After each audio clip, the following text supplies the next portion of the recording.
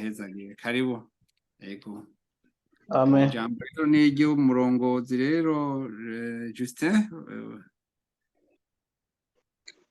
Ego murakoze cyane reka ndabashimire cyane rwose mpere ku mukozi w'Imana Gervais ndetse namwe muciye mwitanga mukadufasha kwakira nabo bandi batabwo bakirwe Imana ibahezagire hama kubwo mugisha kumbure turaja gusaba umukozi w'Imana Gervais mu mpera kugira ngo aje kudufasha egome gusengera ico kibondo gishasha kugira ngo Imana izikirerere muntu bwayo ndetse aza kure azijambo ry'Imana ndetse akure umuntu bwayo nuko turaja kumuha kaze mu mwanya wo kurangiza ego ubunyene rero tugomba dusabe famille chorale famille Alexis mu bubangutsi bwinshi cyane babangutse badufashe mu ndirimbo yabo kaze famille Alex Murakoze sawa akijijwe dufise umuherezi mukuru aganzuru rw'Imana Yesu umwana w'Imana uwo yama ahagaze imbere y'Imana nzima adusengera kugira nitunanirwe mu rugendo abakijijwe dufise umuherezi mukuru aganzuru rw'Imana Yesu umwana w'Imana uwo yama ahagaze imbere y'Imana nzima adusengera kugira nitunanirwe mu rugendo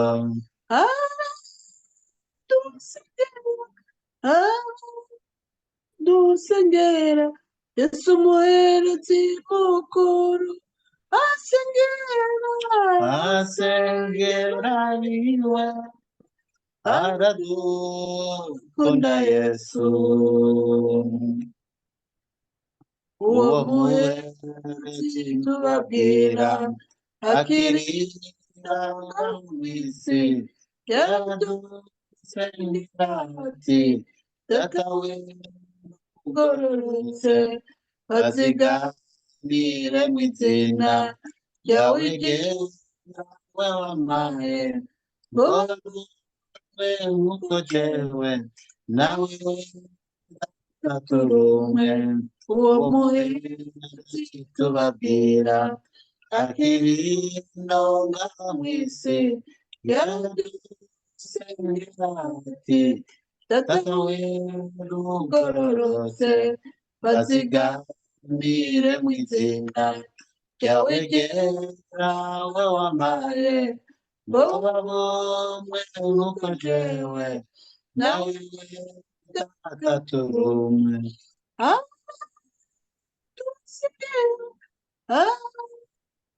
dusengera Yesu umuherezi mukuru asengera niwe aradukunda Yesu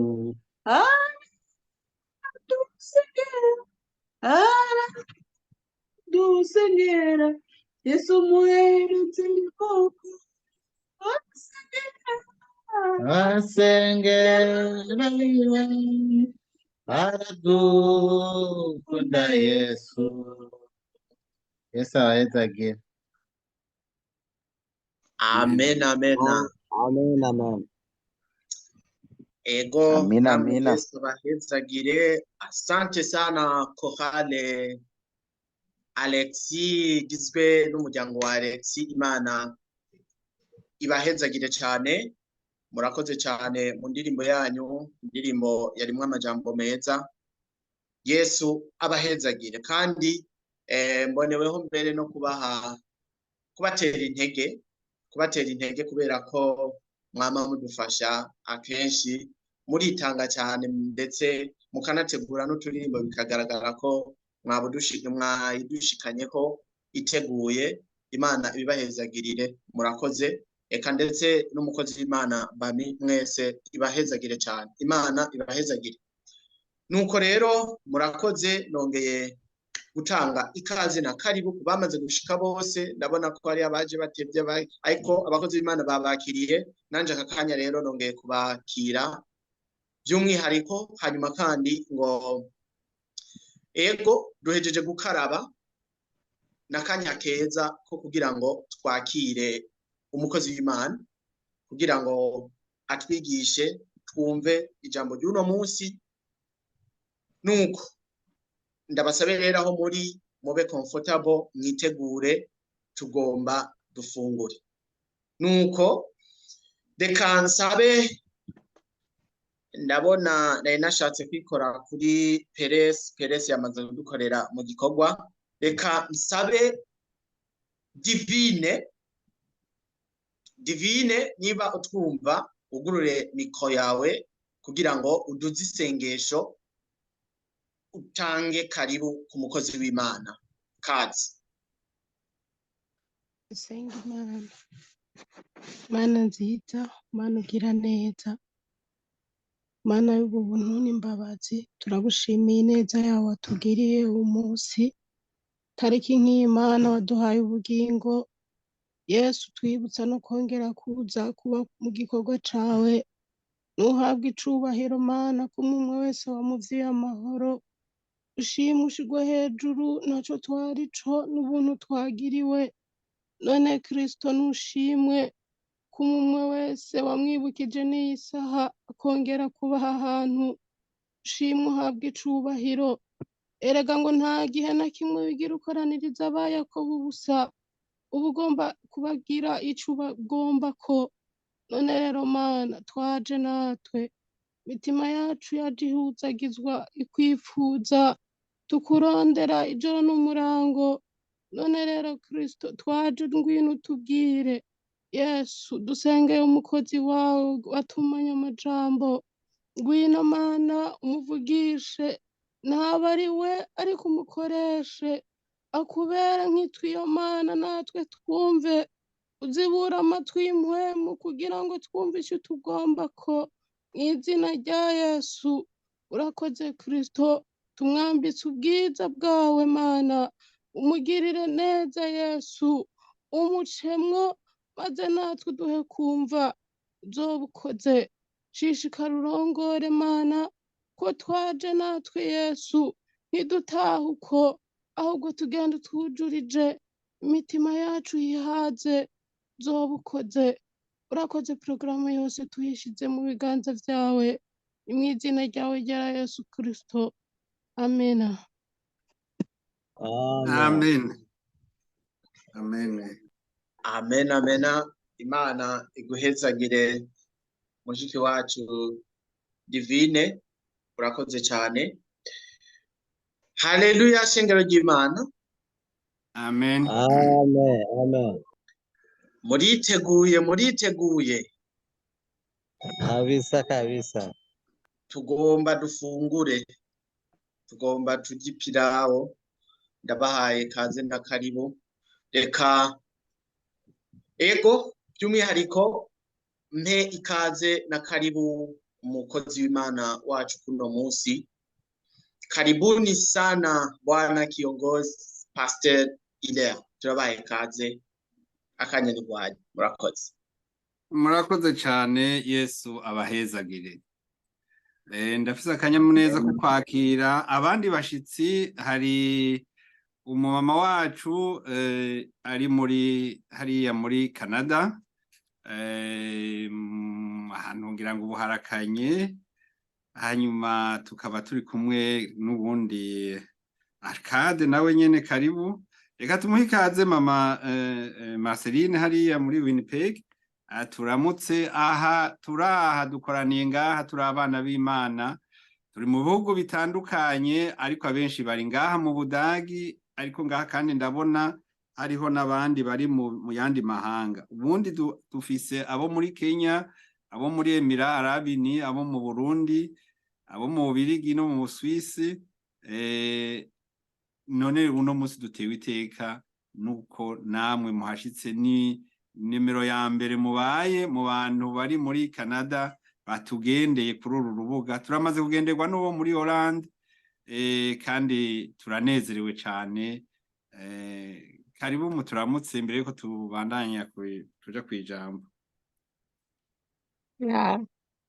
Ndabaramukije mwese mumbabarire cyane simvuga neza mu muhogo mugabo ndabaramukije.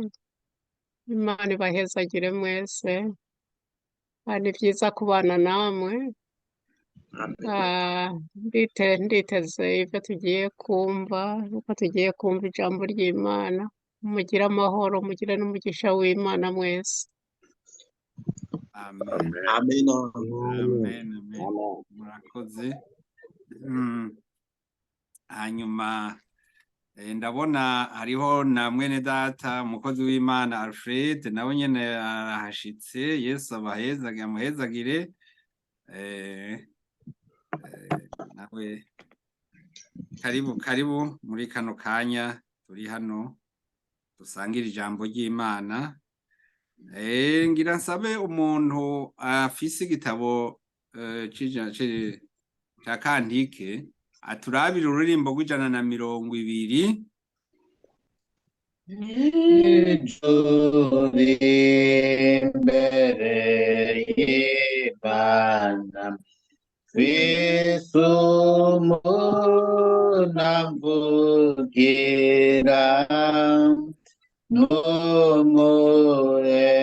n'umurezi mukuru kandi yitwa Rukundo. Nziko mu mutima wiwe handitswe izina ryanjye kuko amvugira Ngamwasi umunyaga iyo Satana anyeretse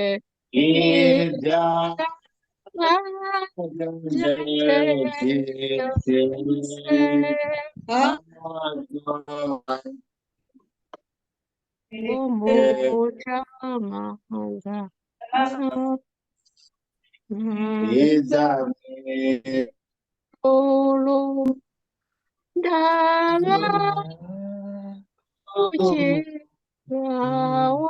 wanje yankuye kw'ivyo vyaha yaransindanishirije ngo simbe ifarubi.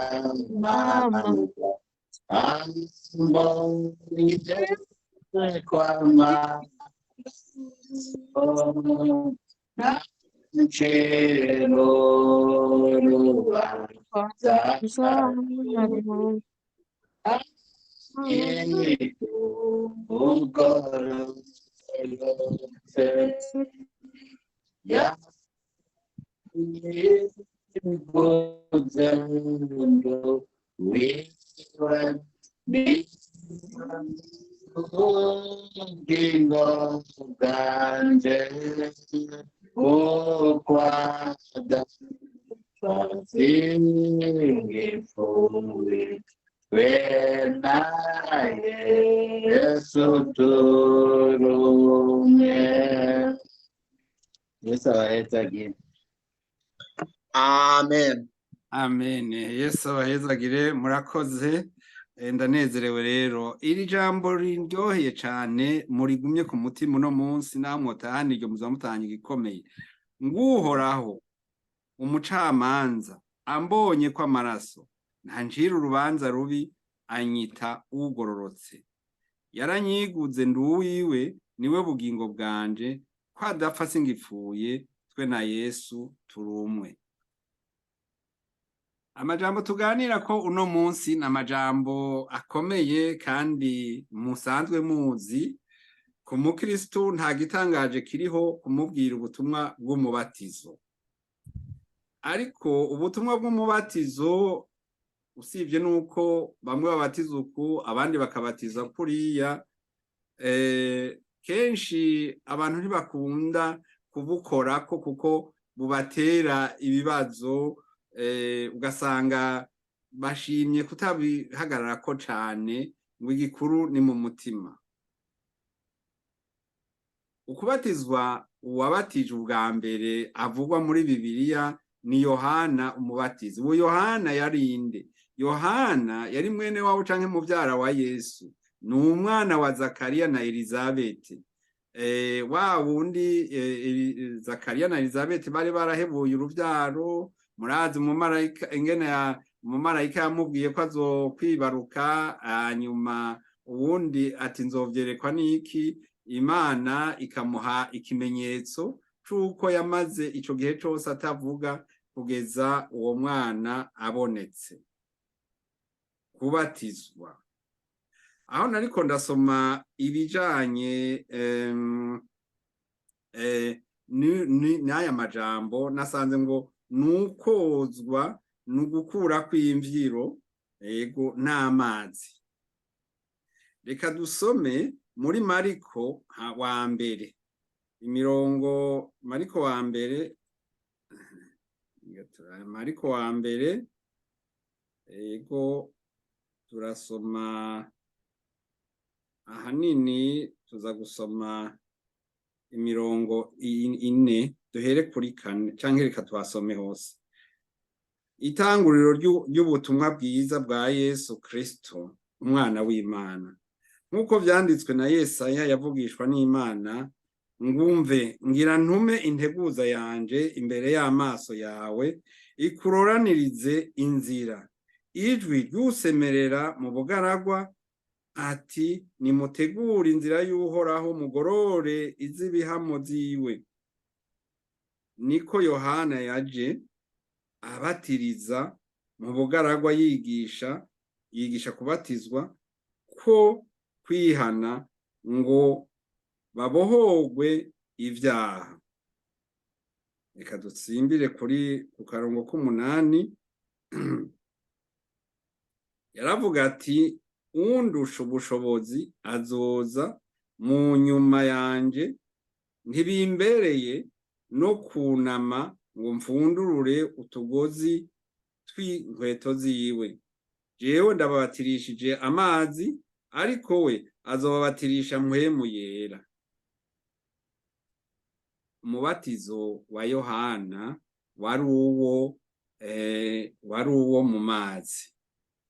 Namye ndavyiyumvira, nsanga umubatizo wa Yohana wari umeze nka kindergarten canke hari abana baja kwimenyereza mu banyarwandiko, kera niko twahita. Yaragiye ababatiza, abamenyereza ko ivyaha bitegezwa kubavako. Ego ubundi muri Isirayeli hari hasanzwe hari umuco w'uko abantu bihana ivyaha vyabo, bagatanga amashikanwa, umuherezi mukuru akaba ariwe abasabira imbabazi. Ivyo bari bimenyereye, ariko nuze Yohana Batista yazanye, novuga ntiyazanye agasha, niko abanyarwanda bavuga, yazanye ikindi kintu gishasha batari bamenyereye kubona. Ico kintu batari bamenyereye kubona kwari ukubatizwa mu mazi. Aha rero muhava muza kumbaza muti mbega none babatiza gute, bigenda gute, uko bimeze uku canke hako bigenda gutya. Ivyoye tuzobisubiramwo canke muzobisubiramwo, ndababwira kandi n'igikuru muri ivyo mukwiye no kumenya. Umubatizo wo mu mazi rero, aho rero yababatiriza muri Yorodani, yavuga ati hazoza uwunduta. Ivyo nabibabwiye. Reka turabe muri Luka naho 17 na 18. Luka wa mbere, Luka umurongo wa mbere, agace ka 17 na 18 naho twasome twanditse ngo azoyiza imbere ari n'umutima wa Eliya n'ubushobozi bwiwe ngo asanganye imitima ya base n'iy'abana n'intabarigwa azisubize mu bwenge bw'abagororotsi ategurire umwami Imana ubwoko burorane.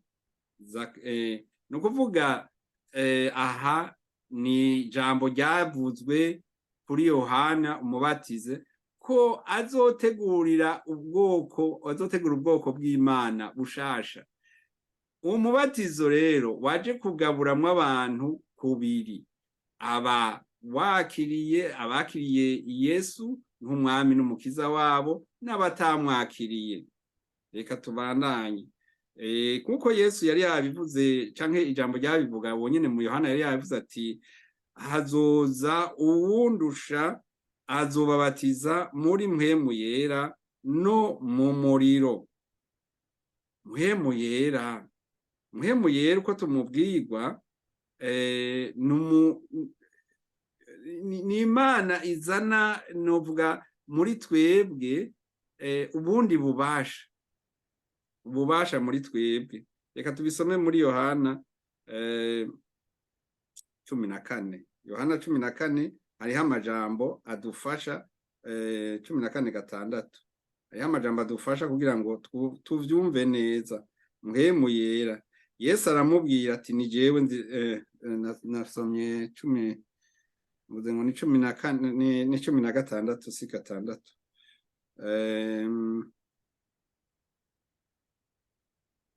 Nanje nzosaba data nawe azobaha uwundi mwitsa ngo azabane namwe ibihe bidashira. Uwo mwitsa ninde? Kenshi muhora mwibaza ngo mpwemu none tubimenya gute? Kuko niki kiratera ikibazo ngo muzobatizwa muri mpwemu yera, mwabatijwe mu mazi niyo murabatizwa muri mpwemu yera.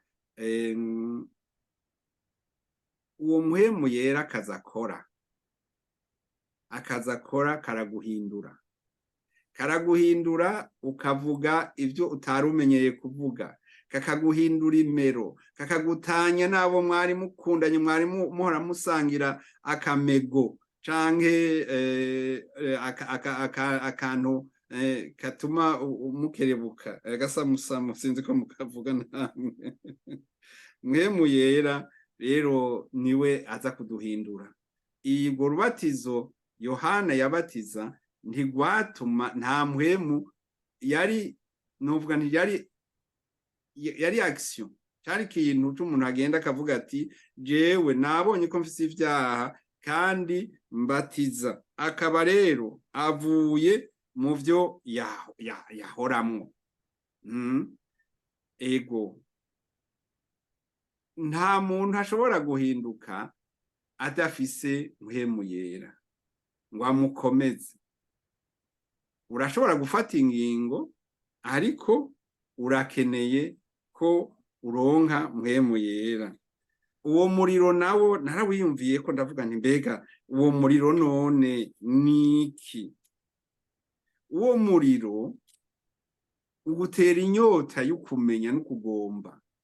Twibuke Mose hariya murya hamwe yari yeragiriye intama ngo yabonye igisaka kiriko kirakamwo umuriro, agenda kuraba, noneho biramutangaza ko abona yuko ibintu biriko birasha, umuriro uri kuraka ariko ntabone ibiriko birasha. Umuriro w'impwemu yera uriko urakwakamwo hariho ibisha bya bindi wahora ugomba, twa tuntu ducuramye, twa tundi nyene vya vyaha birasha, ukumviriza amatwi akazibuka, ukumviriza. Ego aha ntiturinda kubasubiramwo muri ibyamushikiye Mose, yamuribuka ingena yagiye kumviriza ico Imana imubwira.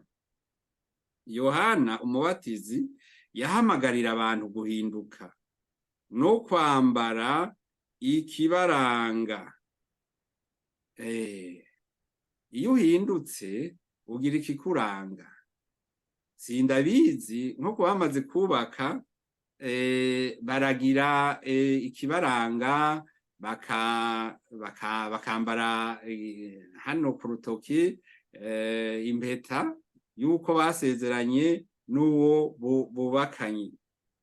Aha rero hari imikino myinshi, ushobora kwambara iyi mpeta mwarasezeranye by'ukuri, ariko ushitse mu bantu ukayikura canke ukayigaragaza bakabona bati ego koko arubatse.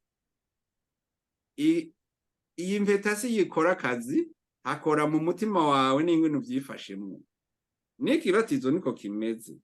Yababwiye ati hazoba ibihano, ko hariho abazotabwa nk'igiti cose kitama ngo kiracibwa kigatererwa mu muriro. Ibintu rero biragoye kubwira abantu bize, abantu biyumvira koko umuntu azotabwa mu muriro canke bizogenda gute. Ivyo byose hariya turiko turaja nta benshi barajayo ngo bagaruke kutubwira. Ico ijambo ry'Imana ritubwira turaryumva. Abantu bazoja ahantu habiri, ivyo birumvikana. Abo bantu rero bo muri Isirayeli baragize ubwoba, baca baragenda baja kubatizwa. Yohana umubatizi arababatiza, yarabatuka akabagotsa nk'uwari hariho nk'uwari yigaruriye umugore wa mwene wabo, yaramutuka naho yari umukuru, akamubwira ati ivyo arivyo byose urimwo uzobihanirwa.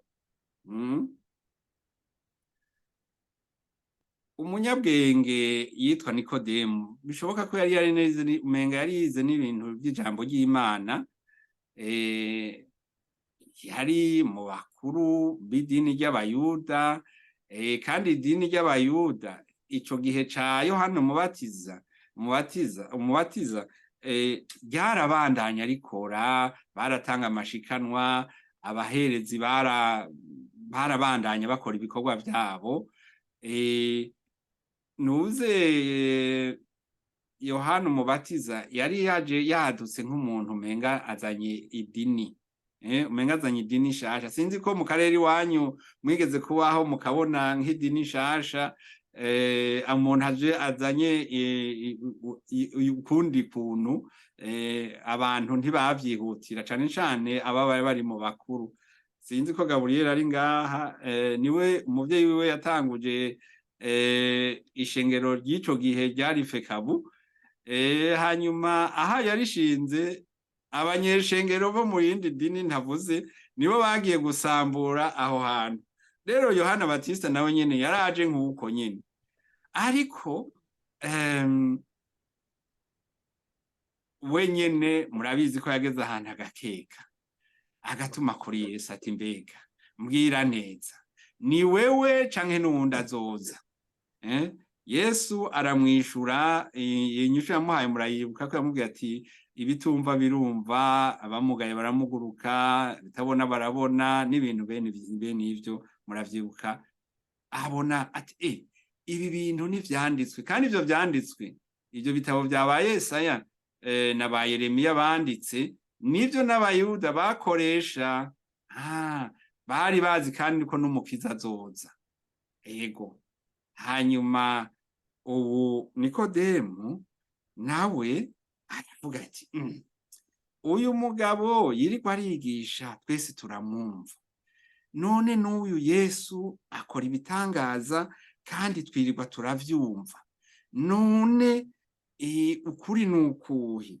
Erega nosanga narayovye.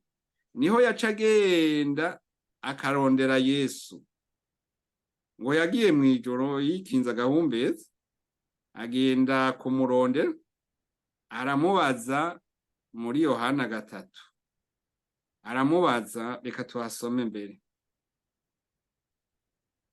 Hari umuntu mu bafarizayo yitwa Nikodemu, yari umukuru wo mu Bayuda. Uwo aza kuri we mw'ijoro, aramubwira ati mwigisha, turazi yuko uri umwigisha yavuye ku Mana, kuko ata muntu ashobora gukora ibimenyetso nk'ivyo ukora shiti Imana iri kumwe nawe. Yesu aramwishura ati nukuri ndakubwire, iyo umuntu atavyawe ubwa kabiri ntashobora kubona ubwami bw'Imana. Nikodemo ati n'ubu sinyuzwe. Aramubaza ati umuntu ashobora ate kuvyagwa ashaje?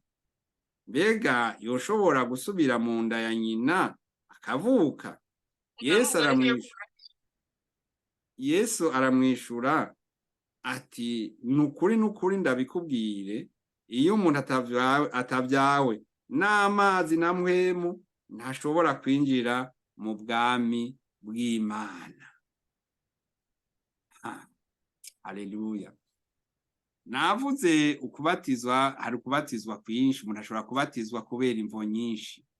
Umuntu ashobora kubatizwa kubera ikinamico, kugira ngo bamubone muri society iwabo bose barabatijwe, nawe akaca agenda akabatizwa. Twebwe twavutse mu nzu y'abakizwa, none reka tugende tubatizwe, harageze. Ngomba kurongo uriya musore ntiyonjana, reka ngende mbatizwe hariya. Iriya nkumi ntiyonjana, reka ngende mbatizwe hariya. Ibintu nka bene ivyo. Ariko uwo si umubatizo uvugwa. Ubu Yesu avuga n'uwundi mubatizo. Uwo mubatizo ni iyo umuntu yatahuye ko ibyaha vyiwe bitegerezwa kumuvamwo, kandi ategerezwa kuja mu wundi mugwi, akagira uwundi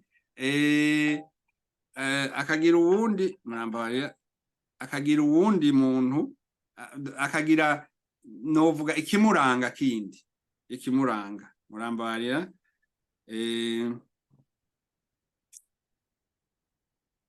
intumwa, hari umunya Ethiopia, ngira namwe mwaramwumvise. Umunya Ethiopia wewe yari